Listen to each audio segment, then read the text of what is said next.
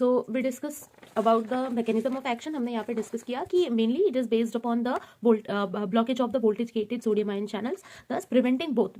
जब sodium ion channel block हो जाता है it prevents both generation as well as conduction of nerve impulse और एक्शन पोटेंशियल. ठीक है, तो मतलब ओवरऑल क्या हुआ कि फर्स्ट ऑफ ऑल जैसे हम लोकल एनेस्थीसिया अप्लाई करते हैं, ठीक है, सपोज हमने कोई भी टॉपिकल लोकल एनेस्थीसिया दिया तो उससे क्या होगा, it will block the sodium ion channel. Sodium ion channel generate नहीं, आई मीन ब्लॉक हो जाएंगे तो एक्शन पोटेंशियल फर्दर प्रोपोगेट ही नहीं करेगा. ठीक है, तो क्या होगा कि एक्शन पोटेंशियल प्रोपोगेट ही नहीं करेगा तो उस पर्टिकुलर रीजन में लॉस हो जाएगा पेन सेंसेशन का.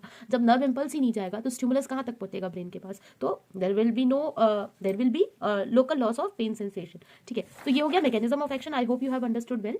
अब देखो कुछ कैरेक्टरिस्टिक देख लेते हैं फ्यू ड्रग्स की, जैसे कि प्रोकेन. देखो प्रोकेन को ही नोवोकेन कहते हैं, नोवोकेन के नाम से बल्कि ज्यादा फेमस है. So procaine it is also called as novocaine and it dilates the blood vessels and it is use for, अभी हमने देखा क्लासिफिकेशन में कि इन्फिल्ट्रेशन या conduction as well as spinal anaesthesia के लिए यूज करते हैं.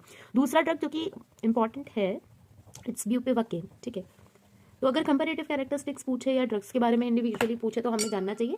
ब्यूपिवाकेन it is used as regional, specially bupivacaine regional में भी specially it is used for spinal anaesthesia. ठीक है, स्पाइनल रीजनल में भी specially spinal and infiltrative anaesthesia की तरह यूज करते हैं, इनफिल्ट्रेशन एनेस्थीसिया में यूज करते हैं. ठीक है, एंड थर्ड ड्रग देखते हैं टेट्राकेन. तो देखो टेट्राकेन जो है हमारा it also dilates the blood vessel, same as procaine की तरह ही. As procaine tetracaine also dilates the blood vessels. So let's write it down first, फिर मैं एक्सप्लेन करती हूँ. So it also dilates the BV, that is blood vessel, short form में लिख देते हैं. बट होता क्या है, टेट्राकेन का इंपॉर्टेंट फीचर है, let me to correct, tetracaine it is more active and more toxic. ठीक है, more active and more toxic than procaine. ज्यादा एक्टिव भी होता है और ज्यादा टॉक्सिक होता है as compared to procaine.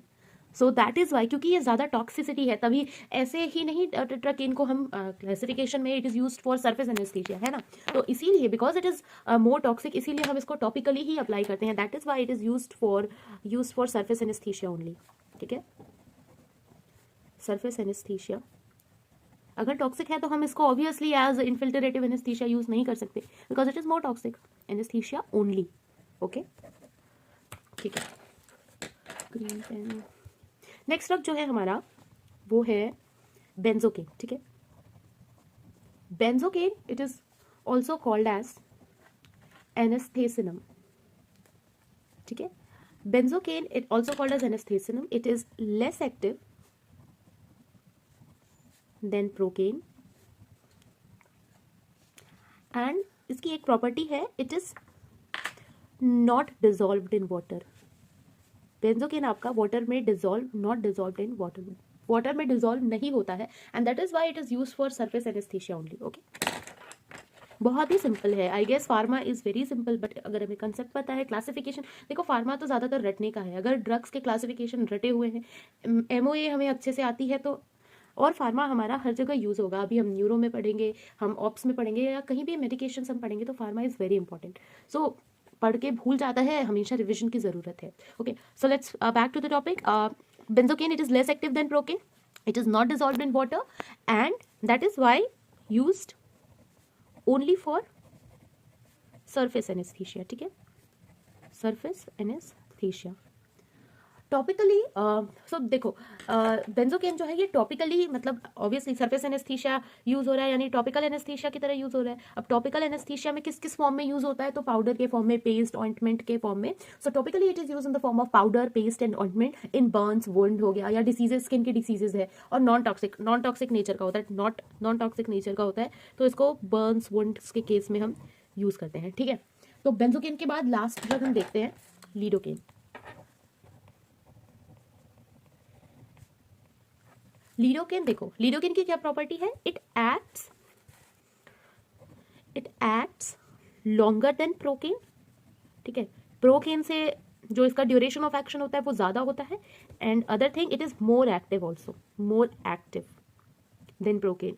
So that is why lidocaine is suitable for all type of anesthesia, topical, infiltration, regional, peridural, subarachnoid. That is why it is used for all type of anesthesia. वो तो हमने classification में देख ही लिया।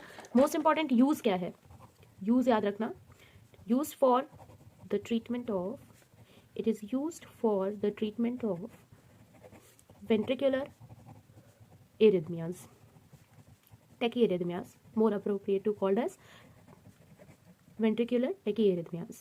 ठीक है, so this was all about our we saw firstly the definition of local anesthesia, classification of local anesthesia, mechanism of action of local anesthesia. last में मैं फोटो प्रोवाइड कर दूंगी of the chart, so you can write it from there only. और ये this was all about the drugs, जो भी हमारे drug की प्रॉपर्टीज थी. लास्टली एक बार हम देख लेते हैं कि what can be the toxic effect of some of the drugs. ठीक है, तो एक दो ड्रग्स इसमें है, ऑब्वियसली टॉक्सिसिटी प्रेजेंट है, तो लेट्स सी सम टॉक्सिसिटी किस में प्रेजेंट होते हैं, टॉक्सिक इफेक्ट्स देख लेते हैं. तो देखो टॉक्सिक इफेक्ट में हमारा जो ब्यूपिवाकेन है, ठीक है, ब्यूपिवाकेन जो है हमारा, ब्यूपिवाकेन कार्डियोटॉक्सिसिटी होती है उससे, साथ में not only cardiotoxicity but also neurotoxicity, drowsiness, tremors,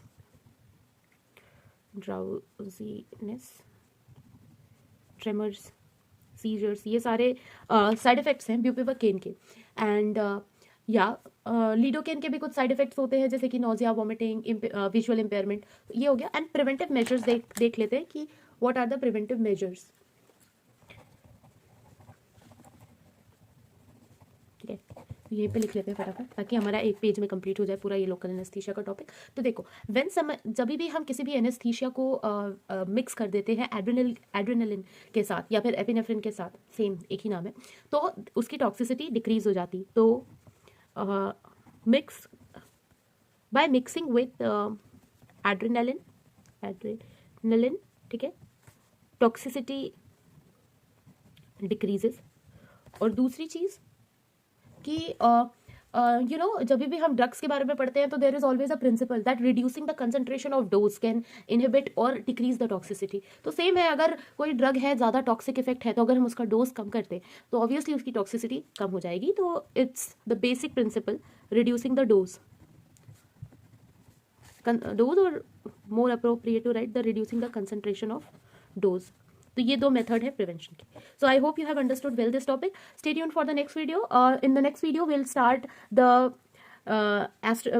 learning about the estrogens and the coating drugs and the adsorbents. So that will be going to be more fun. Pharma is very very fun to learn pharma. So stay tuned. I hope if you have liked my work and you want to learn more about pharmacology in one page, so stay tuned with me. Thank you and have a good day.